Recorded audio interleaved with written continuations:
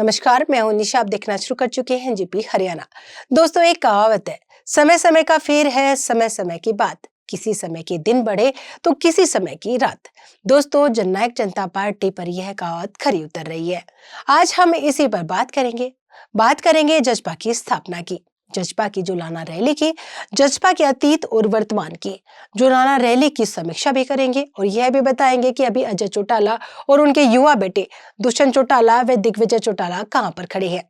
दुष्यंत चौटाला नाम का वह शख्स कहां खड़ा है जिसे एक समय चौधरी देवीलाल की प्रतिमूर्ति बताया जाता था, उनका राजनीतिक वारिस बताया जाता था। दोस्तों, हरियाणा की राजनीति में 2018 में अस्तित्व में आई जननायक जनता पार्टी ने 7 दिसंबर को जुलाना में रैली करके अपना स्थापना दिवस मनाया। इस दौरान पार्टी ने भविष्य का रोड मैप भी स्पष्ट किया। अजय चौटाला व दुष्यंत के निशाने पर भाजपा और भूपेंद्र सिंह हुड्डा रहे। इसका सीधा गणित यही रहा कि आगे जजपा की राजनीति भाजपा के विरोध में ही रहेगी और हुड्डा को कमजोर करने का प्रयास रहेगा। पार्टी ने जुलाना में 7 दिसंबर को ताकत तो दिखाई, मगर अभी लोगों के बीच इस पार्टी की स्वीकार्यता बढ़ने में समय लगेगा।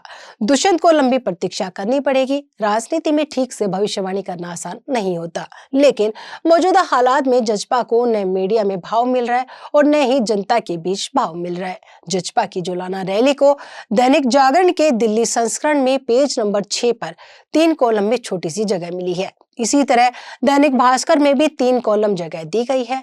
हम लोकल खबरों की बात नहीं कर रहे, हम एनसीआर के रेवाड़ी आदि जिलों में आने वाले इन दोनों प्रमुख समाचार पत्रों की बात कर रही हैं। इसमें इन अखबारों का कोई दोष नहीं है, क्योंकि आज जजपा को जितनी जगह मिली है, राजनीति में उसकी हैसियत इससे भी कम बची हुई है। लगभग 7 साल पहले बने इस दल के सामने आज सबसे बड़ी चुनौती अपना राजनीतिक अस्तित्व बचाए रखने की ही तो है।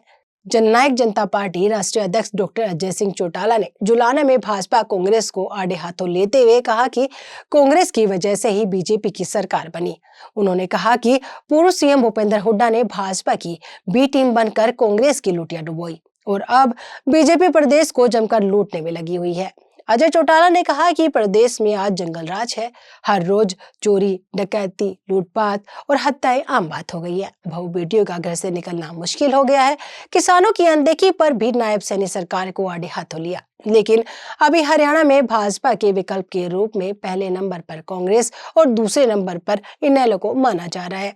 कभी हाशिए पर पहुंची इनेलो अब जजपा से आगे आती दिख रही है। दुष्यंत चौटाला का प्रयास इनेलो को पीछे धकेल कर आगे आने का है। इसी कारण उन्होंने भाजपा से गठबंधन करने पर भी सफाई दी।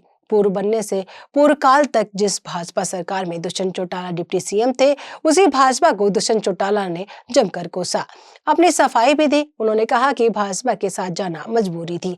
अगर भाजपा के साथ नहीं जाते तो आज पार्टी का न तो झंडा बचता और न ही इतने विकास कार्य होते। उनके विधायक भाग जाते। जब जेजेपी सत्ता में थी तो चंडीगढ़ में आम आदमी की सुनवाई के लिए 24 घंटे दरवाजे खुले रहते थे, लेकिन अब सुनवाई की जगह चंडीगढ़ जाने वालों को धक्के मिल रही है। दुष्यंत चौटाला ने एक बड़ी बात भी कही। उन्होंने कहा कि कांग्रेस ने उनसे सरकार बनाने के लिए संपर्क किया था। उनके पास अहमद पटेल का फोन आया था, लेकिन उन्होंने उनसे कहा कि आपके पास जो विधायक हैं हमारे पास ले आइए। दुष्यंत ने कहा कि कांग्रेस की नीयत नहीं थी। भाजपा की 40 सीटें थी और 7 निर्दलीय विधायक भी थे। ऐसे में अगर हम गठबंधन न भी करते तो भाजपा निर्दलीय विधायकों के साथ मिलकर सरकार बना लेती। जुलाना में प्रदेश अध्यक्ष वीरेंद्र शर्मा और डॉक्टर केसी बांगर सहित कई वक्ता भी बोले, लेकिन मुख्य भाषण अजय चौटाला व दुष्यंत चौटाला का ही रहा। दोस्तों, अब थोड़ी सी चर्चा जजपा के अतीत की। प्रदेश की राजनीति में जजपा का नाम आते ही लोगों को 2019 के विधानसभा चुनाव से पहले गोहाना की वह ऐतिहासिक रैली याद आ जाती है, जहां दुष्यंत चौटाला के पहुंचते ही मैदान आया आया सीएम आया के नारे से गूंज उठता था। भीड़ का उत्साह इतना था कि पूरा माहौल सिर्फ 2 नारे दोहरा रहा था, आया आया सीएम आया और आया आया दुष्यंत आया। वही दौर था जब चौटाला परिवार पारिवारिक विवादों से उलझा हुआ था और अंततः आईएनएलडी परिवार के बीच गहरी फूट पड़ गई। इस विभाजन के बाद दुष्यंत चौटाला और अजय चौटाला ने अलग राह चुनकर 9 दिसंबर 2018 को जननायक जनता पार्टी की नींव रखी। लोगों ने दुष्यंत में देवीलाल को देखा और शायद यही एक कारण था जिसकी वजह से नई पार्टी होने के बावजूद जजपा को 10 सीटों पर जीत प्राप्त हुई। 2019 में दुष्यंत के अलग होने से इनेलो को भारी नुकसान उठाना पड़ा और 19 सीटों वाली पार्टी घटकर सिर्फ 1 सीट पर सिमट गई। किसी भी दल को बहुमत न मिलने की स्थिति में जसपा किंग मेकर बनकर सामने आई। दुष्यंत चौटाला ने उप मुख्यमंत्री पद संभाला और पार्टी ने राजनीति में तेजी से अपना कद बढ़ाया। लेकिन भाजपा का साथ देना इतना महंगा पड़ा कि उनका कोर वोट खिसक गया। 2024 में अकेले मैदान में उतरी जसपा का एक भी विधायक नहीं जीता। खुद दुष्यंत चौटाला 5वें स्थान पर पहुंच गए। अब उन्हें शून्य से सफर शुरू करना पड़ रहा है। जुलाना रैली का सार कम शब्दों में कहें तो केवल यही है कि देवीलाल के पोते दुष्यंत चौटाला को संघर्ष की राह पर निकलना आता है। इस कंटीली राह में एक और पिता अजय चौटाला का आशीर्वाद उनके साथ है, तो दूसरी ओर छात्र नेता से राजनीति की मुख्य धारा में आई भाई दिग्विजय चौटाला का। दुष्यंत किस तरह कांटों से निकलकर मुख्य धारा की राजनीति में जगह बना पाएंगे, इसकी एक अलग कहानी होगी। दोस्तों, आपको हमारी ये रिपोर्ट कैसी लगी कमेंट बॉक्स में जाकर बताइएगा जरूर। नमस्कार।